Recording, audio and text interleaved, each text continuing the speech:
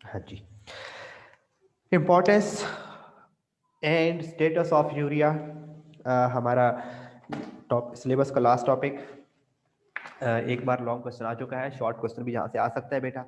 Theoretical ज़्यादा question है, theoretical है, कुछ ज़्यादा समझने वाली बात इसमें है नहीं कि कहाँ कहाँ पे यूरिया यूज़ होता है।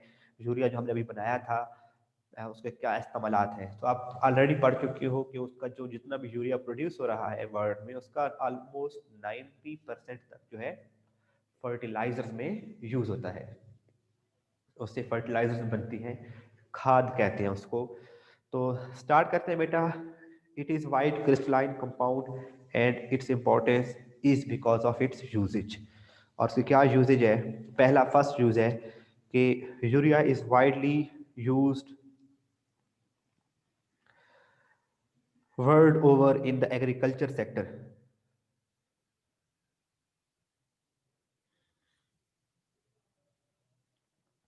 एग्रीकल्चर सिस्टम में यूज होता है बेटा, एग्रीकल्चरल सेक्टर में यूज होता है both as a fertilizer and animal feed additive.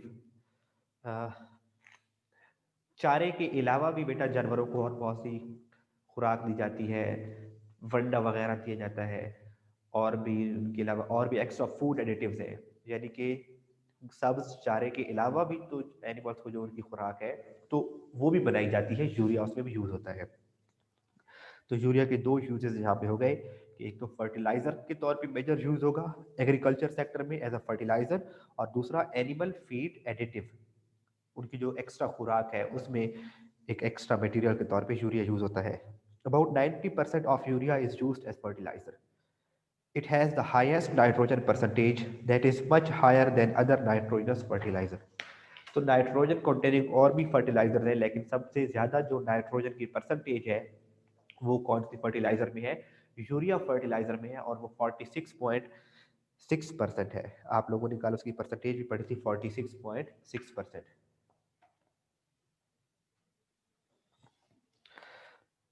अच्छा, उसके बाद कहता है it is harmless and useful for all types of crops and soil. चाहे किसी भी तरह की सॉइल हो, किसी भी उसका रिवर का डेल्टा एरिया हो, किसी सैंडी एरिया ज़्यादा हो, या ऐसी ज़मीन हो जिसमें क्ले ज़्यादा है, तो हर किस्म की सॉइल जो है उसके लिए ये गुड टू यूज़ है, उसका यूज़फुल है, हार्मफुल इफेक्ट नहीं है प्लांट्स के लिए।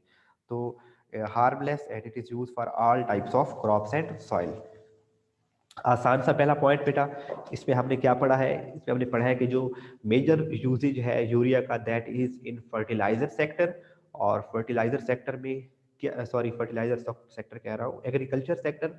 और एग्रीकल्चर सेक्टर में दो तरह से इसका इस्तेमाल है, एक एज अ फर्टिलाइजर और एक as a animal feed additive.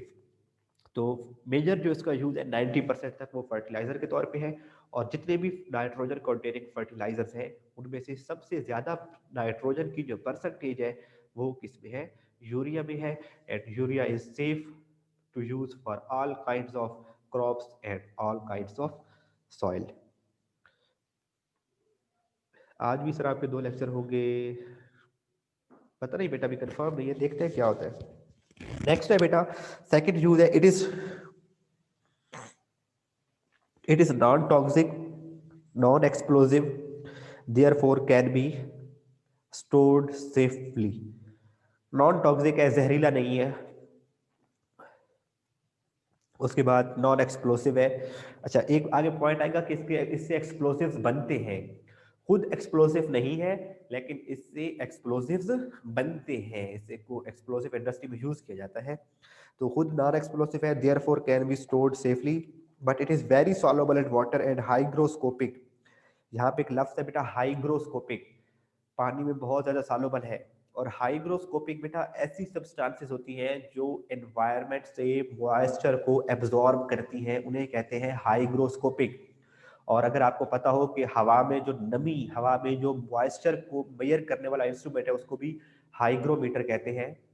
तो हाइग्रोस्कोपिक टर्म है मॉइस्चर को एब्जॉर्ब करने के लिए, हाईली हाइग्रोस्कोपिक है। अगर इसको ओपन एयर में, कल भी आपको बता रहा था, अगर यूरिया को ओपन एयर में रख दे तो ये हवा से एब्जॉर्ब कर लेता है नमी और पिघल उसमें डिजोल्व हो जाता है, इतना ज्यादा हाइग्रोस्कोपिक है। तो हाइग्रोस्कोपिक का मतलब होता है the substance which absorb water, वो हाइग्रोस्कोपिक है। And therefore storage requires better packing, तो इसीलिए इसको स्टोर करने के लिए इसको जो पॉलीथीन बैग्स होते हैं पहले उसमें इसको पैक किए हुई होती है और उसके बाहर ऊपर इसके ऊपर तोड़ा होता है, वो जो कट्टू या बोरी होती है उसमें पैक करते हैं।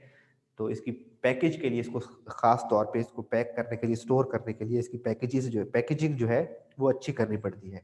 तो सेकंड पॉइंट में हमने क्या पढ़ा कि नॉन टॉक्सिक है।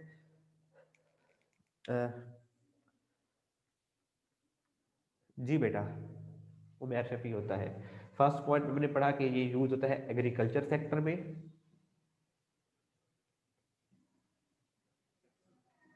दो तरह से, एक फर्टिलाइजर के तौर पे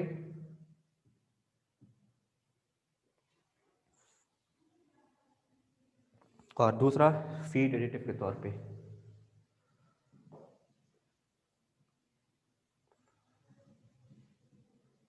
सेकंड हमने यूज पढ़ा, ये क्या है, नॉन एक्सप्लोसिव है।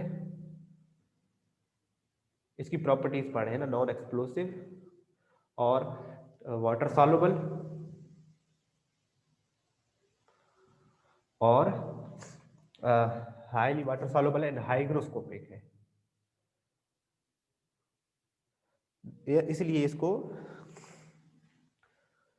नहीं बेटा, ऐसे नहीं, बात कोई बात नहीं इब्राहिम, हाइग्रोस्कोपिक है यानी कि एटमॉस्फेयर से मॉइस्चर को एब्जॉर्ब करता है। थर्ड बेटा है, इट इज यूज्ड एज, अच्छा वो सेकंड, ये इसी के साथ है, फर्स्ट पॉइंट इसके साथ है। सेकंड पॉइंट है it is used as raw material for the manufacture of many important compounds, तो इससे ये as a raw material use होता है, it is used as raw material. तो सेकंड पे आप लिख सकते हैं, हेडिंग बना सकते हैं रॉ मटेरियल। इससे और यूरिया से और बहुत से कंपाउंड्स बनाए जा सकते हैं। पहले पॉइंट के ऊपर आप हेडिंग बना सकते हो एग्रीकल्चर सेक्टर, पहले पॉइंट के ऊपर हेडिंग बनाई जा सकती है एग्रीकल्चर सेक्टर, और सेकंड पॉइंट के ऊपर हेडिंग बनाई जा सकती है रॉ मटेरियल। यूरिया को डिफरेंट केमिकल्स बनाने के लिए रॉ मटेरियल के तौर पे यूज किया जा सकता है। थर्ड है बेटा, थर्ड पे हेडिंग दे दें एक्सप्लोजिव्स।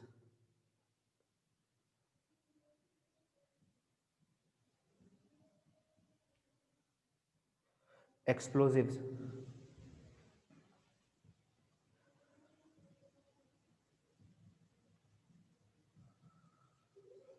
इससे एक्सप्लोजिव्स बनते हैं। और फोर्थ पॉइंट है बेटा, it is used in automobile systems to reduce the nitrogen oxide pollutants in the exhaust gases.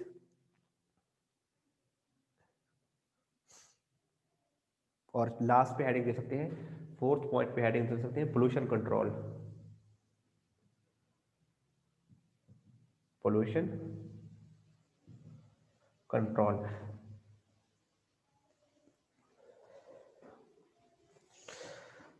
उसने लिखा है बेटे NOx। NOx का मतलब होता है ऑक्साइड्स ऑफ नाइट्रोजन, यानी कि ये बेटा हो सकता है N2O हो सकता है, NO हो सकता है, NO2 हो सकता है, N2O4 हो सकता है। तो ये कोई भी ऑक्साइड है, ये सारे नाइट्रोजन के जो ऑक्साइड है ये पोल्यूशन कॉजिंग है।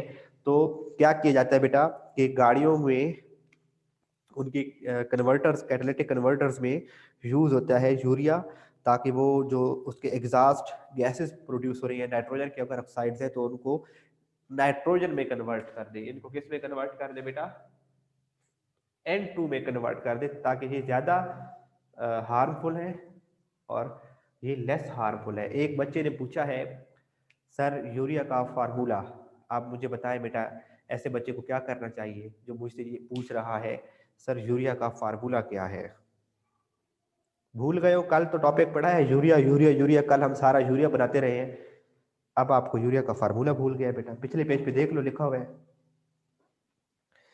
तो यहां तक बेटे आपका ये लॉन्ग क्वेश्चन कंप्लीट हो जाता है। क्या क्या यूजेस पढ़े हैं बेटा हमने, इसकी इंपॉर्टेंस क्या पढ़ी है। एग्रीकल्चर सेक्टर में यूज है दो तरह से, फर्टिलाइजर और फीड एडिटिव। उसके बाद रॉ मटेरियल के तौर पे यूज होता है, इससे और केमिकल्स बनाए जाते हैं। थर्ड इसका हमने ये पढ़ा कि इसके एक्सप्लोजिव्स बनते हैं। और फोर्थ हमने ये पढ़ा कि इससे पोल्यूशन जो है वो कंट्रोल होती है। ऑटोमोबाइल के एग्जॉस्ट में से जो नाइट्रोजन के ऑक्साइड्स रिलीज होते हैं उनको ये लेस हार्मफुल गैसेस में कन्वर्ट करता है। तो it is used in automobile systems to reduce the nitrogen oxide pollutants in exhaust gases. यहां तक ये क्वेश्चन कंप्लीट हो जाएगा।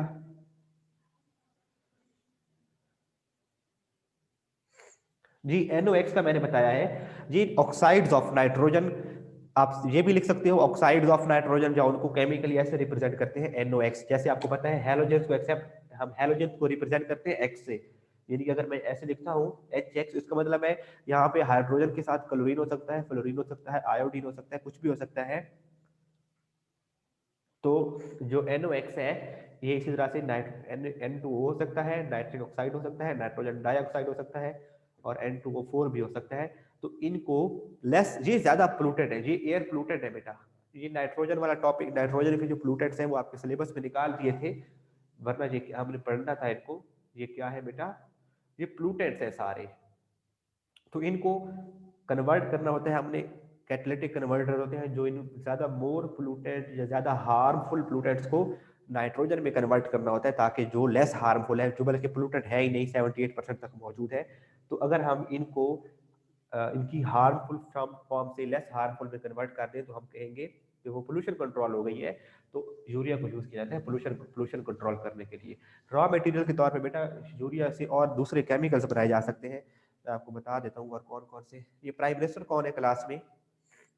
प्राइम मिनिस्टर साहब, आपकी वजह से ना कल रोड ब्लॉक रहे हैं।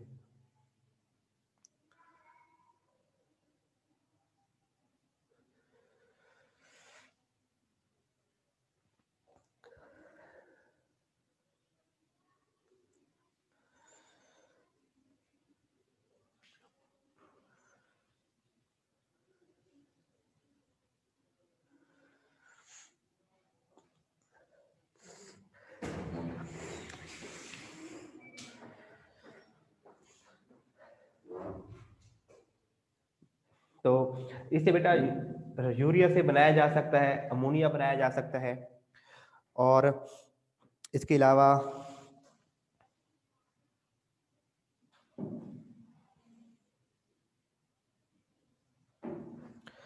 और भी इसके यूजेज होंगे, देख के मैं आपको चेक करके बता दूंगा। तो इतना इंपॉर्टेंट नहीं है, जस्ट ये याद रखें कि इससे यूरिया को यूज करके और रॉ मटेरियल्स बनाए जा सकते हैं। तो एक बार फिर से बेटा इस लॉन्ग क्वेश्चन की हेडिंग्स को रिवाइज कर लेते हैं। यूरिया के क्या यूजेज हैं? पहला यूज ये कि एग्रीकल्चर सेक्टर में यूज होता है एज अ फर्टिलाइजर, 90% तक फर्टिलाइजर के तौर पर यूज होता है, और सबसे ज्यादा नाइट्रोजन का परसेंटेज रखने वाला ये फर्टिलाइजर है। बाकी फर्टिलाइजर भी है नाइट्रोजन जिसमें मौजूद होता है, लेकिन यूरिया के अंदर सबसे ज्यादा नाइट्रोजन है। और फीड एडिटिव के तौर पे यूज होता है, नॉन एक्सप्लोसिव है, वाटर सॉल्युबल है और हाइग्रोस्कोपिक है। हाइग्रोस्कोपिक का मैंने बताया था, ऐसी सब्सटेंसेस जो क्या करती है, एब्जॉर्ब मॉइस्चर। फिर हमने पढ़ा बेटा रॉ मटेरियल के तौर पे यूज होता है, इससे और बहुत से चीज़ें और बहुत से केमिकल्स में यूज किया जा सकता है बनाने के लिए। एक्सप्लोसिव में यूज होता है, पोल्यूशन कंट्रोल करने के लिए यूज होता है। कैसे कि जो नाइट्रोजन के ऑक्साइड्स हैं उनको लेस हार्मफुल शेप में कन्वर्ट करता है इन the exhaust gases, exhaust pipes of the vehicles, automobiles. अब नीचे वाला पैराग्राफ में कुछ एमसीक्यूज है, उसको रीड कर लेते हैं। अगर वो लॉन्ग क्वेश्चन आता है तो ऊपर तक ही लिखोगे। There are about 6 urea manufacturing units in Pakistan. Pakistan में 6 ऐसी फैक्ट्रीज हैं जहां पे यूरिया जो है वो मैन्युफैक्चर किया जा रहा है। वो कौन कौन सी हैं? द मेजर 4 आर, फौजी फर्टिलाइजर कंपनी है, एंग्रो केमिकल्स है, फौजी फर्टिलाइजर है। देखिए बेटा, फौजी फर्टिलाइजर कंपनी अलग है और फौजी फर्टिलाइजर्स अलग है।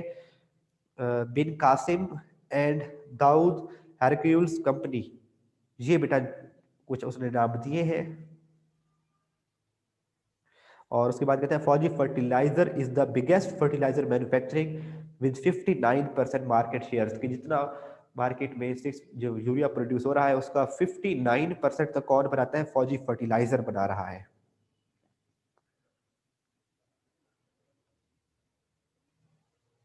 उसके बाद government provides an indirect subsidy to manufacture, but this industry is still facing supply shortage, shortfall problems. The price of urea has grown since the last year. तो ये लास्ट लाइन कोई इंपॉर्टेंट नहीं है। अब इसके बेटा नीचे इंटरेस्टिंग इन्फॉर्मेशन देखिए, कहता है crops needs phosphorus and nitrogen to grow well. भाई फर्टिलाइजर क्यों प्रोवाइड कर रहे हैं पौधों को? Because they need phosphorus and nitrogen to grow well. Although there is 78% nitrogen in air, yet it cannot be assimilated directly by plants. Therefore, fertilizers are used to provide these essential elements to soil and ultimately plants. थोड़ी थोड़ी पाक study भी आ गई है। तो बेटा कहा ये है, आप लोगों को पता है हम ये नाइट्रोजन यूरिया क्यों प्रोवाइड कर रहे हैं? NH2CO NH2 ये क्यों प्रोवाइड कर रहे हैं पौधों को? पौधों को चाहिए नाइट्रोजन। क्यों चाहिए? जो पौधों का बेटा क्लोरोफिल होता है, क्लोरोफिल के सेंटर में लगा होता है नाइट्रोजन। तो पौधों को क्लोरोफिल बनाने के लिए चाहिए नाइट्रोजन। जिन फसलों को यूरिया की शॉर्टेज होती है तो उनके पत्ते पीले हो जाते हैं, वो डार्क ग्रीन नहीं रहते, वो येलो शेड आ जाता है। तो फिर पता चल रहा होता है कि प्लांट्स को यूरिया की कमी है। तो यूरिया की कमी नहीं, सॉरी, नाइट्रोजन की कमी है। तो वो नाइट्रोजन प्रोवाइड करने के लिए हम उनको यूरिया प्रोवाइड करते हैं। तो सवाल ये पैदा होता है, हवा में जो 78% मौजूद है नाइट्रोजन, प्लांट उसको क्यों नहीं यूज करता? तो बेटा उसके पास एबिलिटी नहीं है कि वो डायरेक्टली उसको यूज कर सके। प्लांट को चाहिए nitrogen in the form of salts, nitrates या यूरिया की फॉर्म में उसको चाहिए।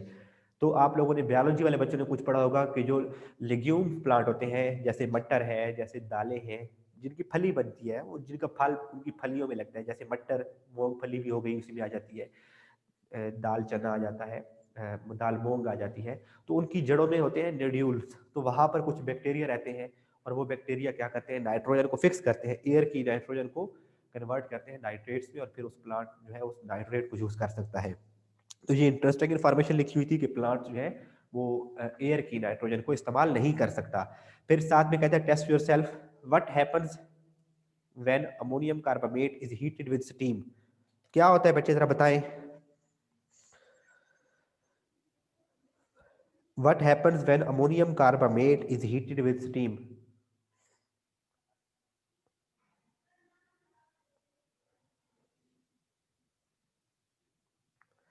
कौन बताएगा? What happens when ammonium carbamate is heated with steam?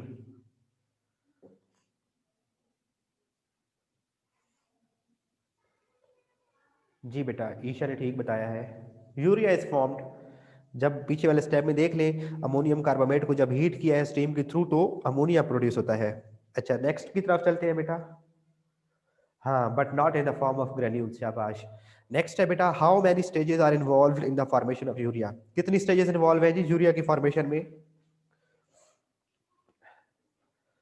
अच्छा, ammonium carbonate decomposes when heated to give gaseous ammonia. माशाल्लाह, एंड गैसियस कार्बन डाइऑक्साइड। ओ बेटा, ammonium carbonate decomposes when heated to give urea and water. बहुत high temperature पे नहीं इसको heat कर रहे, स्टीम के थ्रू इसको पास करवा रहे हैं। ऐसा नहीं है कि सडन हीट पे इसको बॉयल कर दो। अच्छा, नेक्स्ट है बेटा, कितनी स्टेजेस इन्वॉल्व है जी? 3 स्टेजेस इन्वॉल्व है। फर्स्ट स्टेज में यूरिया अमोनिया और कार्बन डाइऑक्साइड का रिएक्शन से अमोनियम कार्बोनेट बनता है। सेकंड स्टेज पे अमोनियम कार्बोनेट को हीट किया जाता है, उसमें से स्टीम पास करवा के, तो उससे यूरिया बनता है और वाटर बनता है। और थर्ड स्टेप है ग्रेनुलेशन, उस यूरिया को ग्रेन्यूल्स में कन्वर्ट किया जाता है। लास्ट है, what is the percentage of nitrogen in urea. तो आप लोगों को पता है नाइट्रोजन की क्या परसेंटेज है यूरिया के अंदर? 46.6%। ये आप फाइंड भी कर सकते हैं बेटा, ये आप 46.6% फाइंड भी कर सकते हैं। कैसे?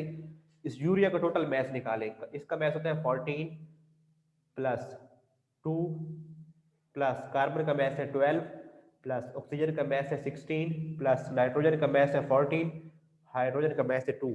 इन सारों के मैसेज को सम करें, ये आ जाएगा 16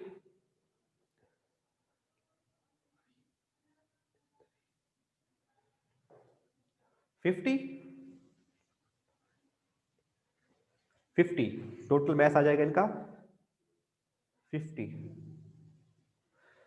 तो इस 50 में से नाइट्रोजन कितनी है? 28।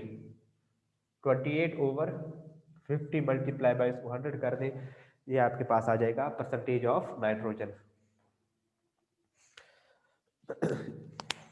अच्छा, अमोनियम कार्बामेट बच्चा पूछ रहा है। वो बच्चे कल का टॉपिक आपने नहीं पढ़ा ना, इसलिए आपको नहीं समझ आ रही है अमोनियम कार्बामेट क्या है। ये यूरिया देखो बेटा, फर्स्ट स्टेप देखो इब्राहिम इमरान, ये फर्स्ट स्टेप इधर देखोगे ना, लिखा हुआ है reaction of ammonia with carbon dioxide, तो इसमें क्या बनता है, अमोनियम कार्बामेट बनता है। ठीक है बच्चों, एक्सरसाइज खुद कर लोगे, एक्सरसाइज को देखिएगा, अगर कोई प्रॉब्लम हो तो फिर आप बताइएगा, मंडे को देख लेंगे अदरवाइज इसको, एक्सरसाइज को। अभी कितना टाइम रहता है हमारे पास? ये क्लास कितने बजे खत्म होती है बेटा? 45 पे होती है। चले करते हैं एमसीक्यूज, करते हैं बेटा, एमसीक्यूज पे आ जाए। बाकी इंक्लूडेड नहीं है यहाँ पे आपका। मैथ का बेटे नहीं होना और फिजिक्स का भी नहीं होना। फिजिक्स के सर नहीं आए, और सर माजिद साहब के बेटा अनफॉर्चुनेटली उनके भाई की डेथ हुई है, उनके बड़े भाई की डेथ हुई है, अल्लाह ताला उनकी मग़फ़िरत फरमाए। और बहुत बड़ा सेटबैक है उनकी फैमिली के लिए, अल्लाह ताला उनको सब्र अता फरमाए। तो मैथ की क्लास भी कुछ दिन तो नहीं होगी बेटा। जी बेटा, बाकी सिलेबस इंक्लूडेड नहीं है, यहीं तक आप लोगों का। बेटा फिजिक्स की सर नहीं आए तो वो तो वही बता सकते हैं ना, नहीं आए, मुझे तो उन्होंने नहीं बताया कि वो क्यों नहीं आए। चलिए बेटा एमसीक्यूज करते हैं। फर्स्ट पेज नंबर 174 पे आए, पेज 174।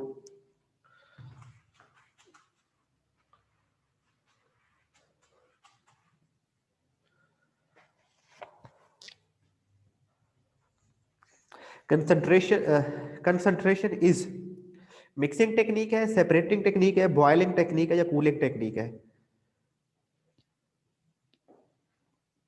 नहीं बेटा, मेरी तो अपनी ख्वाहिश यही होगी कि बस यही लेक्चर लूँ। और आपका कोई और लेक्चर रहता है इसके अलावा? कोई लेक्चर रहता है आपका? फिजिक्स का होना नहीं है, मैथ्स का भी नहीं होना, और कोई लेक्चर रहता है? तो हो सकता है आपकी छुट्टी हो जाए जल्दी आज। तो बेटा फर्स्ट एमसीक्यूज करते हैं बेटा।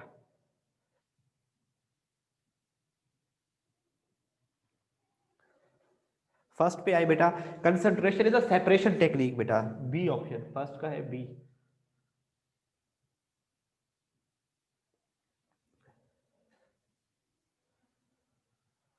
फर्स्ट का है बी, सेपरेटिंग टेक्निक है। सेकंड पे चले, fourth froth flotation process is used to concentrate the ore on density basis, concentration basis, magnetic basis, या वेटिंग बेसिस? आप बताएंगे बेटा, ए बी सी या डी?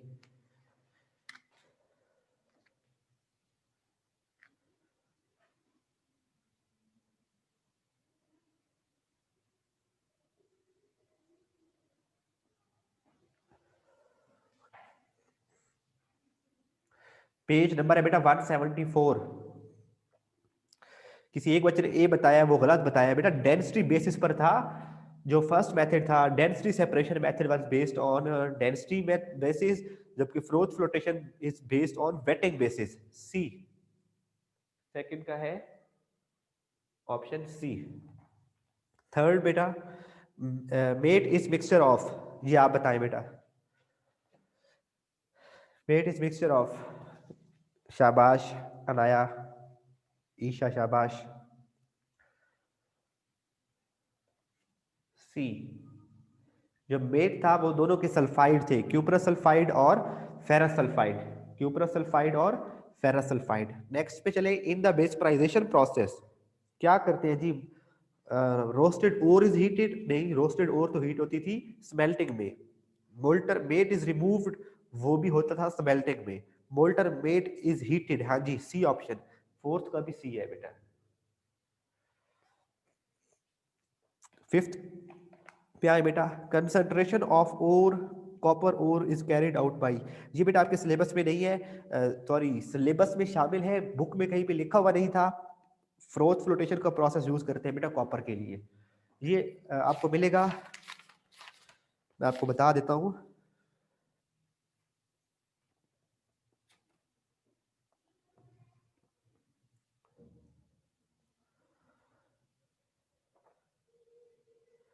ये पेज नंबर 160, पेज 160, बिल्कुल एंड पे आए। उमैर शफी अपना कैमरा ऑफ रखो। पेज 160, क्रश्ड ओर के आगे लिखा हुआ है concentration froth flotation, concentrated ore CuFeS। तो यानी कि कॉपर की ओर पे कौन सा मेथड लग रहा है बेटा, फ्रोथ फ्लोटेशन प्रोसेस लग रहा है। तो यहां से ये एमसीक्यू बना है बेटा। तो फिफ्थ का भी सी, फिफ्थ का भी ऑप्शन सी। क्लियर है ना बेटा, इसमें कोई इशू तो नहीं है पांचवें एमसीक्यू में किसी बच्चे को भी। नेक्स्ट बेटा छठा है, when carbon dioxide is pass through the ammoniacal brine the only salt that precipitates. बताएं बेटा, किसी का अगर निशान लगे हुए तो वो ना बताए, खुद से बेटा करने की कोशिश करें एमसीक्यू। अगर किसी भी आपने चैप्टर को देखना है ना कि आपको इसकी समझ आ गई है या नहीं, आप उसके एमसीक्यूज करो, खुद से कर सकते हो एमसीक्यूज, तो मतलब है आपको उसके चैप्टर की समझ, उस चैप्टर की समझ आ गई भी है। नहीं बेटा, अनाया अमजद आपका आंसर ठीक नहीं है, इब्राहिम इमरान आपका भी ठीक नहीं है, ईशा ईशा आपका ठीक है आंसर बेटा। पहले याद करो जब सॉल्वे प्रोसेस क्या था, सॉल्वे प्रोसेस में जब उसका प्रिंसिपल सॉरी उसका प्रिंसिपल यही था कि जब अमोनिकल ब्राइन में से कार्बन डाइऑक्साइड पास करते हैं तो only sodium bicarbonate precipitates at low temperature, और सोडियम बाइकार्बोनेट का फार्मूला है NaHCO3। NaHCO3 ए ऑप्शन है बेटा, NaHCO3 प्रेसिपिटेट होता था बेटा। और जो NH4HCO3 था बेटे, वो प्रेसिपिटेट नहीं होता था, बल्कि NH4HCO3 था ही नहीं, वो तो NH4Cl बनता था इसमें और दूसरी चीज। तो ए ऑप्शन बेटा सिक्स का। सेवंथ पे चले,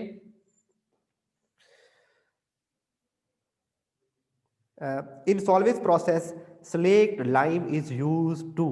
अब स्लेक्ट लाइम का फार्मूला है बेटे OH twice, CaOH twice. Slaked lime होता है, स्लेक्ट लाइम था CaOH ट्वाइस। क्यों यूज करते हैं जी स्लेक्ट लाइम को, CaOH ट्वाइस को क्यों यूज किया था? कार्बन डाइऑक्साइड प्रोड्यूस करने के लिए, क्विक लाइम बनाने के लिए, Na2CO3 बनाने के लिए, या फिर अमोनिया रिकवरी के लिए? इनाया बेटे आपका ये आंसर भी गलत हुआ। कार्बन डाइऑक्साइड बनाने के लिए बेटा हमने हीट किया था लाइमस्टोन को,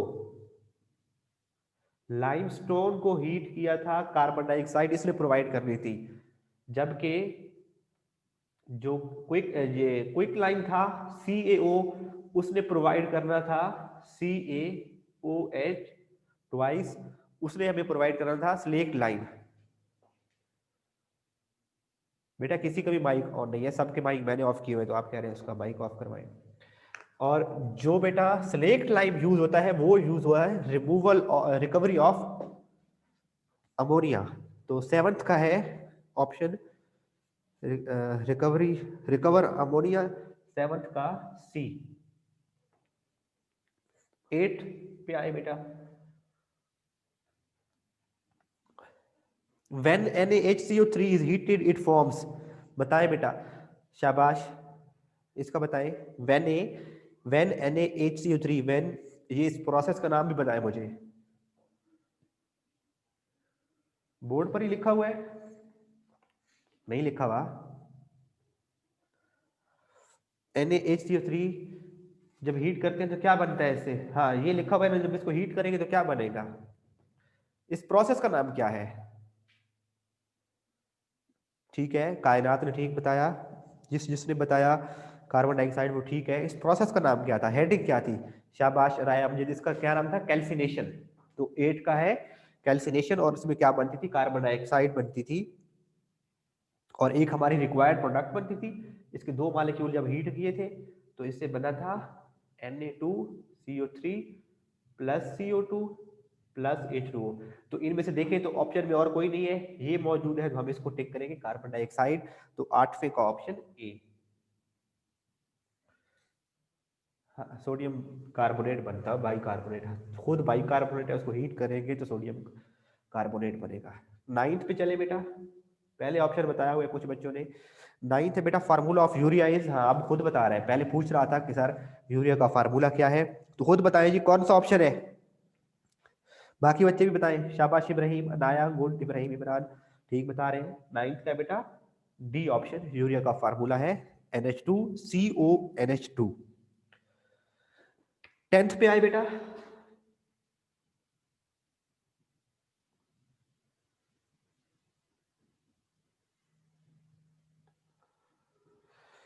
10th है जी, crude oil is heated in the furnace up to, ये आपका ऑप्शन, वैसे इसका बेटा 400 है सी, लेकिन ये आपके सिलेबस में शामिल नहीं है। 10th जो है वो आपके सिलेबस में शामिल नहीं है, इसका वैसे सी ऑप्शन ठीक है। 400 तक हीट करते हैं। When heated crude oil is fed to fractionating tower, ये भी आपके सिलेबस में शामिल नहीं है। 11th भी शामिल नहीं है। Which one of the following is used in jet fuel? Which one of the following is not fraction of crude oil? Which one of the following is not fraction of petroleum? Nitrogen present in the urea is used by plants to synthesize. DNA, protein, sugar, fats, कुछ भी नहीं बनता है इनमें से दो। वो तो अपना बनाते हैं, क्लोरोफिल बनाते हैं। तो बेटा ये आपके सारे 12 भी शामिल नहीं है, 13 भी शामिल नहीं है, 14 भी शामिल नहीं है।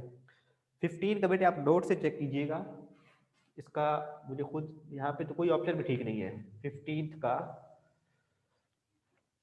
क्योंकि नाइट्रोजन यूज करता है बेटा प्लांट, नाइट्रोजन यूज करता है क्लोरोफिल बनाने के लिए। तो यहाँ पे शुगर लिखा हुआ है, शुगर में तो होती नहीं है नाइट्रोजन। आप लोग शुगर का फार्मूला पढ़ चुके हो, प्रोटीन में होती है। प्रोटीन बेटा, प्रोटीन बनते हैं। 15 का बीटा ऑप्शन, प्रोटीन के अंदर नाइट्रोजन होती है, तो प्लांट फिर प्रोटीन बना सकता है नाइट्रोजन को यूज करके। फैट्स के अंदर नाइट्रोजन नहीं होती। डीएनए के अंदर भी नाइट्रोजनस बेस होती है, तो डीएनए भी हो सकता है ऑप्शन, बट कंफर्म नहीं है बेटा। 15 का बी एंड डी में से आप लोगों ने चेक करना है नोट्स में क्या आंसर दिया गया है। नोट्स में बी है, नाइट्रोजन बनता है, ठीक है बेटा, तो इसका ऑप्शन बी, नाइट्रोजन बनाते हैं प्लांट्स। और which one of the following, क्योंकि बेटा आपको पता है, आप लोग उस चैप्टर में पढ़ के आए हो प्रोटीन की सिंथेसिस में कि अमाइनो एसिड से प्रोटीन बनते हैं, और अमाइनो एसिड में अमाइनो ग्रुप होता है और अमाइनो में नाइट्रोजन होती है, अगर आपको याद हो तो। और लास्ट है बेटा, which one of the following organic compound is found in gasoline, तो ये भी आपके सिलेबस में शामिल नहीं है। जस्ट बेटा यहाँ से आपकी फर्स्ट 9 और उसके बाद 15 है। बड़ी मेहनत से बच्चे ने उर्दू में लिखा है, चले फिर बाकी कल पढ़ेंगे। चले बेटा, तो यहाँ तक था हमारा ये टॉपिक, ये हुआ कंप्लीट। चले अभी टाइम है, मैं आपको बता देता हूँ एमसीक्यूज कौन कौन से मार्क करने, 4 मिनट रहते हैं। शॉर्ट क्वेश्चन कौन कौन से करने हैं, what role is played by pine oil in flotation process, ये करना है आपने। Name the various metallurgical processes, ये भी आपने करना है। वो 3 प्रोसेसेस है, कंसंट्रेशन है, उसके बाद एक्सट्रैक्शन ऑफ मेटल है, और आखिर में रिफाइनिंग है। How is roasting carried out, ये भी है आपके सिलेबस में। Explain the process of electro refining, ये भी आपके सिलेबस में है। What are advantages of salvage process, ये सिलेबस में शामिल नहीं है। 5वां सिलेबस में शामिल, बेटा मैं देख के बताता हूँ, पता करता हूँ सर से। अबू बकर बेटा, अबू बकर कामरान बेटे, आपने कभी पहले क्लास ली है? उसके बाद what is the principle of salvage process, जी principle of salvage process included है, आप पढ़ चुके हो। What happens when ammoniacal brine is carbonated, जी ये भी आप पढ़ चुके हो। क्या होता है जब अमोनिकल ब्राइन से कार्बोनेटेड उसको करते हैं, तो उसे अमोनियम सोडियम बाई कार्बोनेट बनता है एक। अच्छा, how NaHCO3 is converted into Na2CO3, ये भी आपके 8वां भी आपके सिलेबस में शामिल है। ठीक है बेटा, ठीक है। 8वां भी सिलेबस में शामिल है, कैल्सिनेशन वाला हेडिंग है उसकी। How is ammonia recovered in the salvage process, ये सारे इंपॉर्टेंट शॉर्ट क्वेश्चन है बेटा। How is ammonia prepared for the synthesis of urea, ये आपको कल शॉर्ट क्वेश्चन लिखवाया था। हाबर प्रोसेस, ये भी शामिल है। 11th शामिल नहीं है, ये आपके सिलेबस में शॉर्ट क्वेश्चन शामिल नहीं है बेटा। मैं यहाँ पे उनके नंबर लिख देता हूँ। 11th शामिल नहीं है, 12 भी शामिल नहीं है, 13 भी शामिल नहीं है, 14 भी शामिल नहीं है, 15 भी शामिल नहीं है, 16 भी शामिल नहीं है।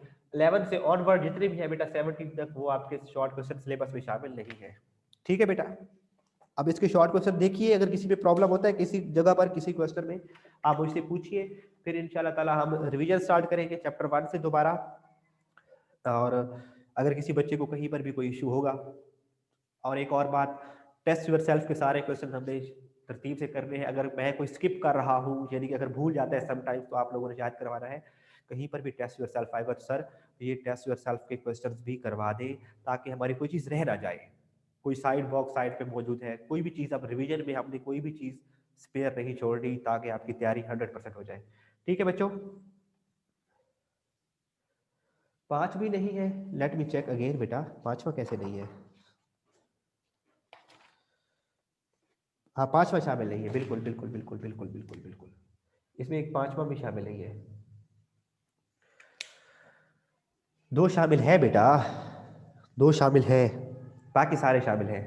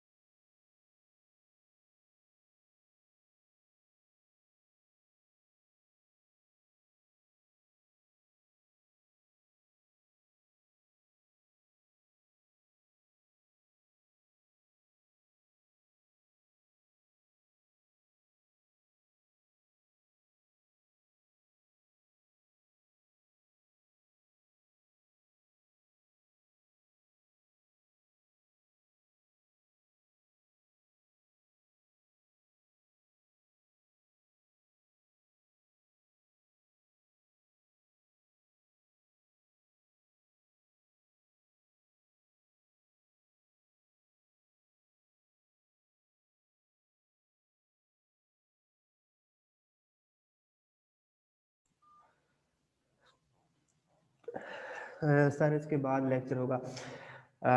मुबारक हो, सिलेबस कंप्लीट हो गया। जी बेटा, आप लोगों ने याद करना है, सिलेबस ख़त्म करने का तो कोई मसला नहीं होता।